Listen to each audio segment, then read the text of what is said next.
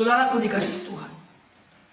Tuhan menghendaki supaya kita hidup di dalam perbuatan baik, pekerjaan baik. Ini serius. Mari kita contoh Abraham. Abraham dia berkata, dia beriman kepada Tuhan. Dia buktikan imannya dengan rela mempersembahkan anak yang tunggal, anak yang dicintai, anak yang dikasihinya, anak yang sudah sekian puluh tahun dia nantikan. Dia siap lebih mencintai Tuhan, taat kepada Tuhan, takut akan Tuhan daripada anaknya Ishak. Itulah bukti iman. Jadi perjalanan realita kenyataan kehidupan kekristenan itu ada hal-hal yang kita buktikan dan tunjukkan. Itu sebabnya kalau sampai ada orang Kristen mengaku dia pengikut Kristus, tapi hidupnya tidak berubah, tidak menjadi serupa seperti Kristus. Padahal firman Tuhan berkata, meskipun manusia lahiriah kami merosot, tapi manusia batinnya kami diperbaharui dari sehari ke sehari. Saudaraku yang dikasihi Tuhan, saya mau sampaikan kepada kita pada kesempatan ini. Barangkali ada di antara kita berkata, Pak Pendeta, ini pengajaran yang basic, tapi saya mau mengingatkan. Coba center, introspeksi, evaluasi, koreksi diri dulu kita masing-masing. Apakah benar kita telah menunjukkan iman yang murni, iman yang benar, iman yang bertumbuh, iman yang dewasa melalui perbuatan-perbuatan yang kita lakukan? Atau jangan-jangan kita seperti lagu pujian yang sedang viral sekarang ini, TikTok.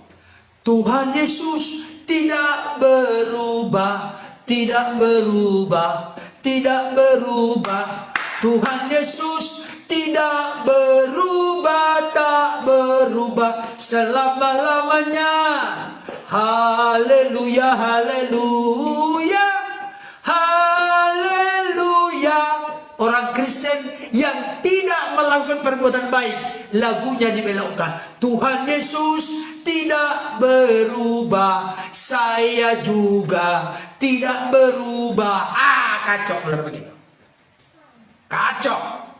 Kalau Tuhan Yesus tidak berubah, baik kuasanya, baik pribadinya, baik kasihnya, baik kesetiaannya, baik kebaikannya, yes. Tapi saudara dan saya harus berubah. Yang tadinya kecenderungan, kecondongan hati kita melakukan hal yang jahat, hal yang kotor, hal yang najis, biarlah setelah kita menjadi ciptaan baru, kita melakukan pekerjaan baik. Karena Tuhan telah menyiapkan sebelumnya bagi kita. Dan Tuhan mau supaya kita hidup. Bapak Ibu Saudara, saya mau sampaikan begini. Ini tolong diperhatikan oleh orang-orang di luar sana yang suka nyinyir. Dan juga menjadi berkat yang makin meneguhkan, menguatkan kita semua. Kita harus sadar dengan sungguh-sungguh bahwa kita diselamatkan bukan karena berbuat baik. Saya ulangi, kita harus sadar dengan sungguh-sungguh kita diselamatkan bukan karena berbuat baik. Tapi perhatikan kalimat ini. Tetapi kita diselamatkan untuk melakukan perbuatan baik. Memang firman Tuhan berkata bahwa perbuatan baik tidak pernah bisa menghasilkan keselamatan.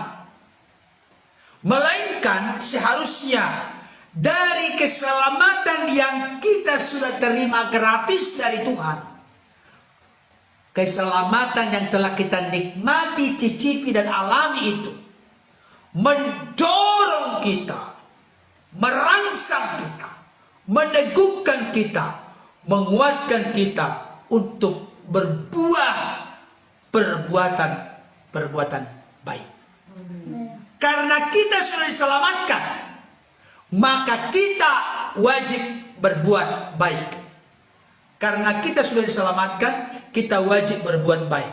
Nah, sekarang tolong kita perhatikan ini. Dan ini teguran yang sangat telah keras kepada saya secara pribadi sebagai hamba Tuhan. Dengarkan kalimatnya. Hafal ayat-ayat Alkitab, tidak menjamin kita berbuat baik. Saya ulangi, hafal banyak ayat-ayat Alkitab tidak menjamin kita berbuat baik. Kenapa saya katakan demikian? Bapak Ibu Saudara masih ingat ada seorang pemuda yang pernah datang kepada Yesus dan bertanya, "Guru, perbuatan baik apa yang harus kulakukan supaya aku memperoleh hidup yang kekal?" Yesus menjawab apa? Apa yang tertulis dalam hukum Taurat? Maka pemuda ini pun berkata, "Kasihilah Tuhan Allahmu dengan segenap hatimu, dan dengan segenap jiwamu, dan dengan segenap akal budimu, dan dengan segenap kekuatanmu. Dan kasihilah sesamamu manusia seperti dirimu sendiri." Apa kata Yesus kepadanya? Yesus pun menjawab, "Jawabmu itu benar. Perbuatlah demikian, maka engkau akan hidup." Apa jawaban dari pemuda itu? Maka semua itu telah kulakukan. Bukan semua itu telah kulakukan. Maka pemuda ini pun menjawab apa? Dia berkata, "Siapakah untuk membenarkan dirinya?" Dia pun berkata kepada Yesus, "Siapakah sesama aku manusia?" Ini namanya ngeles. Cari-cari alasan. Dia tahu ayat-ayat firman Tuhan luar kepala, tapi dia mencoba membenarkan dirinya, membela dirinya untuk menghindar, tidak peduli kepada sesama manusia. Maka Yesus pun memberikan sebuah contoh. Adalah seorang yang turun dari Yerusalem ke Yeriko. Ia dipukuli habis-habisan oleh penyamun di jalan. Bahkan ditinggalkan dalam keadaan sekarat. Maka lewatlah seorang Lewi. Ketika dia lihat orang itu, maka seorang Lewi ini pun menghindar dari seberang jalan. Setelah itu kemudian lewatlah imam. Setelah dia melihat yang sudah luka parah karena dipukuli habis-habisan, ditinggal dalam keadaan sekarat, maka imam ini pun lewat. Tetapi tiba-tiba datanglah seorang Samaria yang murah hati, yang baik hati. Antara Yahudi dengan Samaria itu bermusuhan. Tapi dengarkan baik, orang Samaria yang murah hati, orang Samaria yang penuh dengan belas kasihan ini, orang Samaria yang punya kasih ini, dia tidak menanyakan, kamu itu orang Yahudi ya? Mohon maaf, aku tidak tolong kamu. Dia tidak melihat konteks sekarang, KTP-nya apa, agamanya apa, enggak. Ketika dia melihat, tergeraklah hatinya oleh belas kasihan, maka dia pun mendekati yang sedang sekarat itu. Dia balut luka-lukanya, disiram dengan minyak dan anggur. Setelah itu dinaikkan ke keledai tunggangannya, dibawa ke sebuah penginapan. Dia jadi jalan kaki, jadi orang yang di sekarat ini yang naik keledainya. Perhatikan baik, saudara, ini kasih Tuhan. Yahudi konteks saat itu adalah umat Tuhan. Kalau kita kaitkan dengan konteks sekarang, Yahudi itu adalah gambaran dari gereja Tuhan. Orang-orang Kristen. Dia lihat ada saudaranya yang sekarat. Dia lihat ada saudaranya yang mengalami kesusahan, kesulitan. Bahkan mungkin makan pun sudah sukar sekarang.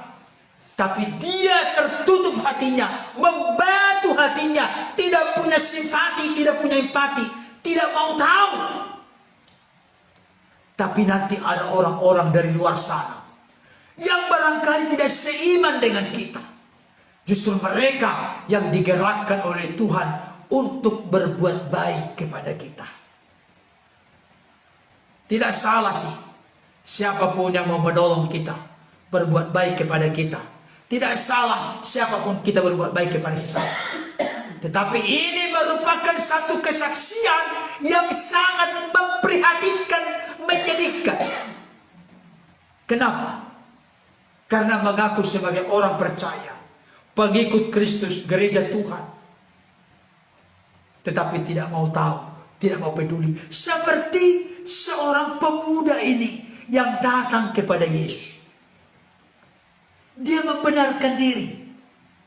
Setelah Yesus menjelaskan siapakah di antara ketiga orang itu sesama manusia,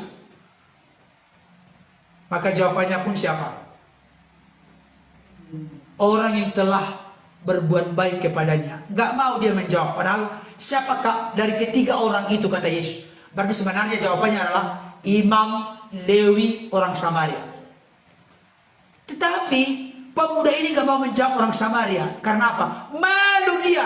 Kalau kita lihat nanti perbandingan kitab Injil Sinoptis. Injil Sinoptis itu adalah Matius, Markus, Lukas.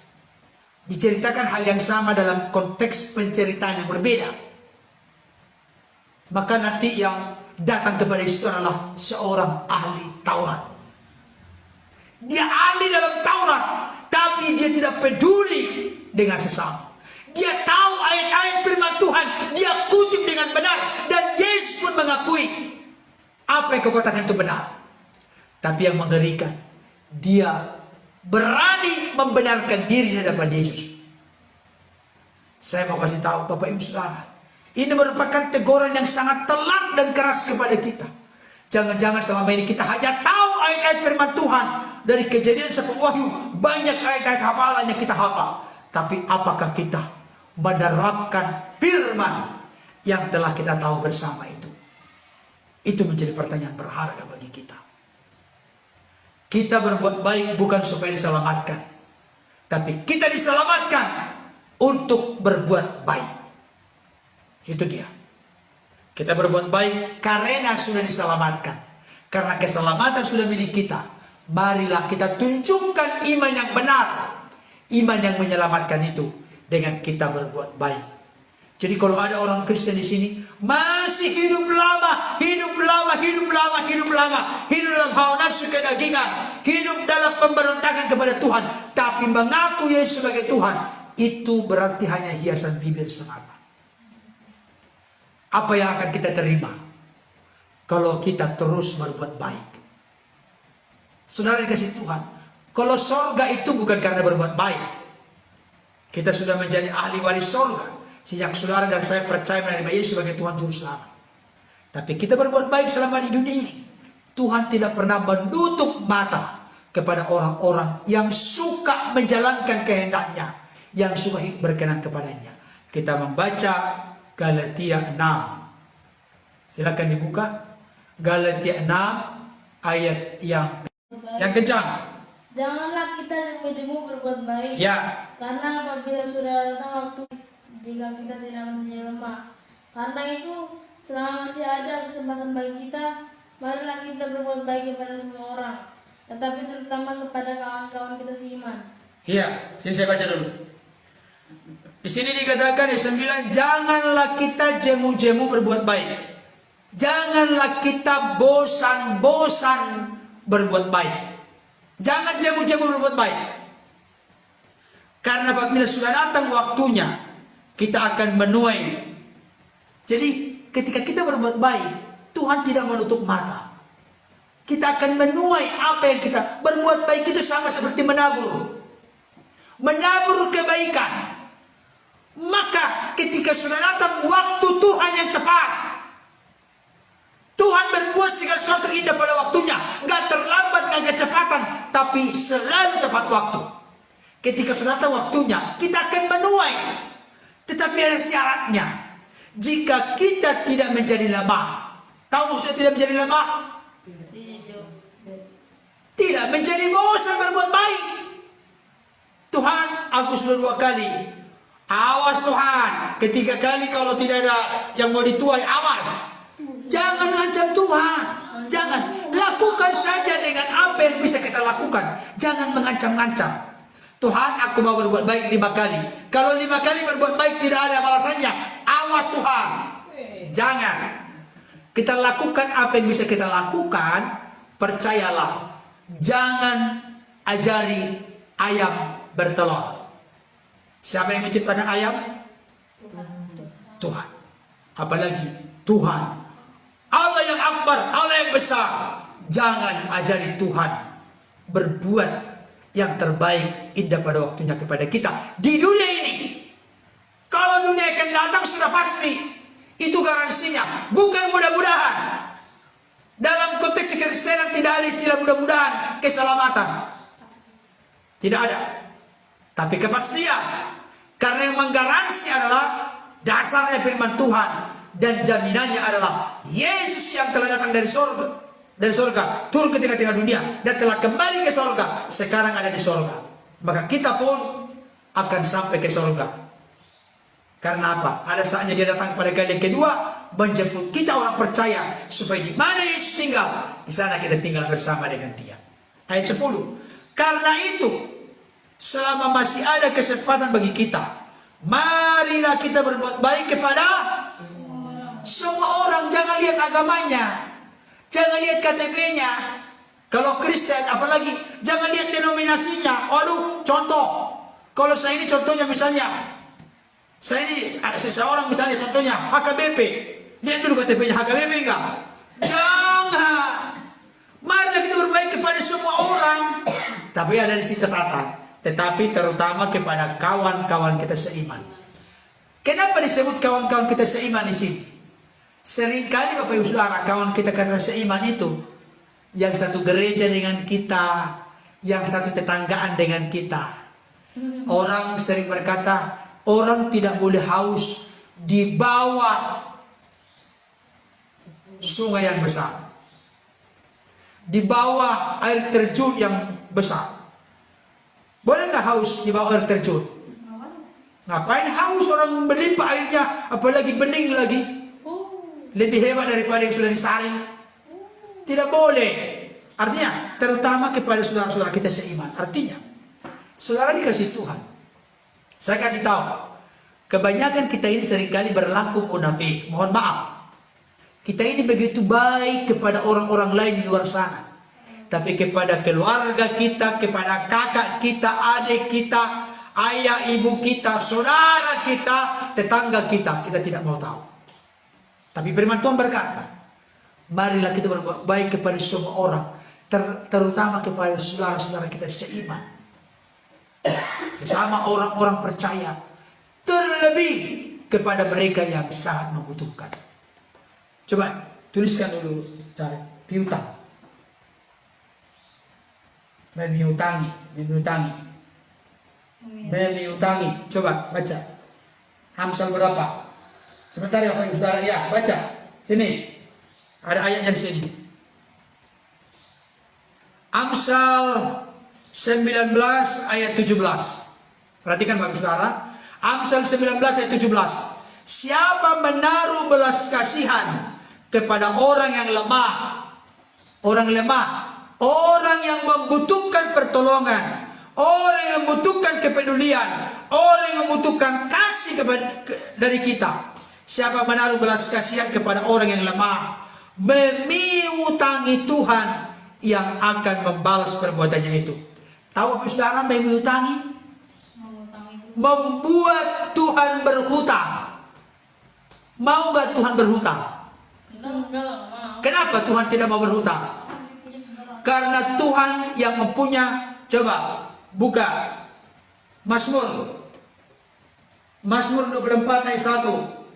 Kenapa Tuhan tidak mau berhutang? Mazmur 24 ayat 1. Baca yang keras. Mazmur Daud, Tuhanlah yang punya bumi serta segala isinya, dan dunia serta yang diam di dalamnya. Tuhan tidak mau berhutang. Karena apa? Karena Tuhan yang mempunyai bumi serta segala isinya, dan dunia serta yang diam di dalamnya. Tuhan yang mempunyai segalanya, itu maksudnya. Jadi Bapak Ibu Saudara, ayat ini coba. Jadi ayat hafalan ini, siapa menaruh belas kasihan, menunjukkan kepedulian kepada orang yang lemah, orang yang tak berdaya, orang yang miskin, orang yang yatim piatu misalnya. Yatim piatu juga sekarang banyak yang hebat ya. Tapi yatim piatu yang hidup dalam kemelaratan, kemiskinan, kekurangan, memiutangi Tuhan yang akan membalas perbuatannya itu. Perhatikan. Kalau kita ingin membuat Tuhan berhutang, pedulilah kepada orang-orang yang sangat membutuhkan pertolongan Tuhan. Lakukanlah perbuatan baik. Balasannya tidak akan dilupakan oleh Tuhan. Tapi Tuhan pasti memberi yang terbaik. Amin. Puji Tuhan. Kiranya apa yang kami sampaikan pada saat ini dapat meneguhkan, menguatkan kita, menjadi berkat yang semakin membuat kita berkobar untuk melakukan perbuatan baik sebanyak mungkin, sesering mungkin, sehingga nama Tuhan ditinggikan, dimuliakan, dan hidup kita berguna, bermanfaat bagi orang lain. Ingat, kita berbuat baik bukan supaya selamat. Karena kita sudah selamat, kita wajib berbuat baik sebagai tanda syukur terima kasih kita kepada Tuhan yang telah menebus, menyelamatkan kita, dan membuat kita menjadi anak-anaknya dan ahli waris yang kekal dalam kerajaannya. Amin.